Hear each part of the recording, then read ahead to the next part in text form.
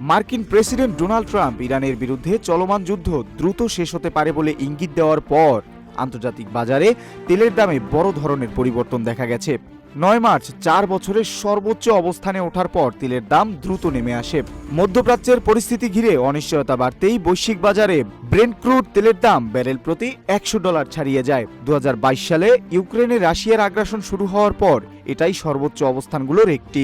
বাজার পরিস্থিতির দিকে ঘনিষ্ঠ নজর রাখা ট্রাম্প সিবিএস নিউজকে দেওয়া এক সাক্ষাৎকারে দাবি করেন, ইরানের বিরুদ্ধে যুদ্ধ প্রায় পুরোপুরি শেষের পথে। তার এই ইঙ্গিত প্রকাশের সঙ্গে সঙ্গেই তেলের বাজারে বড় ধরনের প্রতিক্রিয়া দেখা দেয়। দিনের এক সময় ব্রেন্ট ক্রুড তেলের দাম $119.50 পর্যন্ত উঠলেও শেষ পর্যন্ত তা নেমে আসে প্রায় $98.96